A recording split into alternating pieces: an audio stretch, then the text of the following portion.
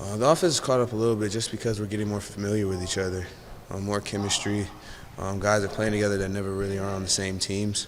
I've been able to play with GK more during practice. Been able to play with different guys throughout the summer. So we've been switching up the teams nonstop. So we're just getting a feel for each other, where people like the ball, what spot they're more comfortable in, and every aspect of their game. We're learning each other's game, so we're learning it and we're trying to figure it out, and we're doing that so far at the end of this summer session. Obviously, it's a big transition, for the freshmen in general. Eli and Taman have both been getting a lot of point guard reps. What have they kind of shown you to impress early on, especially against such a tough, pressure-filled defense that Iowa State does? Eli and Taman have both done tremendous, in my opinion.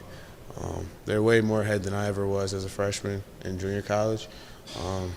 They take heed to everything that I have to say and what anybody has to say to them. They're just like a newborn baby. They're ready to listen to everything, eyes open wide, hearing everything. So I'm excited to play with them. They're both great kids. They both come from really great families. So, that makes it easier to become more comfortable with somebody when, you're comfortable with them every single day, being with them, laughing, joking, even though Taman's the most quiet one. But, I know that. So, I try to constantly get him out of the show. And then me and Eli are completely from two different backgrounds. So learning his background and what he loves to do, and then he's learning what I'm trying to do and things of that nature. So it's been a great experience. I love everybody on the team. But those two guys have really stepped up, and especially and even D. Demarion's been great on defense. He's going to be a special player as well.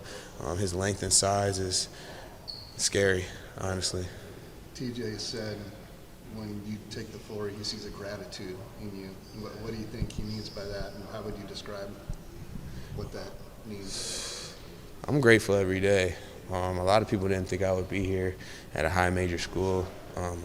Me and my family, we always thought that I was here. I always believed that I was a high major player. It comes sometimes later than expected, but God has a plan for everything. And you have to just trust in that plan. And I did that over the time, and I ended up at a dream school of mine. So this is just an unreal experience. I walk on the court thankful.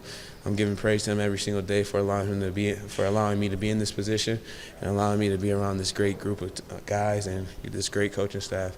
It's just it's really a great surrounding. And I love everything about Ames. I love this school. My first experience has been second to none, honestly. When we talked to you at Hilton, I remember you talking about how very few offers out of high school and you go to co-route. Can you take me back to those times? Because those can be times where your dream could be derailed, right? I have to say I hold it all to my mother. She kept me going no matter what. Many times I was crying at night, trying to get through it, not really knowing where I'm going to go, what I'm going to do. She was right there with me the whole time. So, I owe everything to her. So I can't take credit for any of that. She stayed on me. She kept pushing me. She was that mother and father figure for me. And, we had to come to an agreement that sometimes I need my mother more so than my father. So, she was the one who instilled in me to never give up. She never gave up, being a single mother raising two African-American boys in a country like this. So traveling from baseball game to basketball game to baseball game to basketball game, and she did that all on the teacher's salary, So I've never had to want for anything. I give it all to her. But, I didn't have anything out of high school. Division two schools didn't even want to talk to me. Went prep school. That didn't eventually work out, and then had to go to junior college.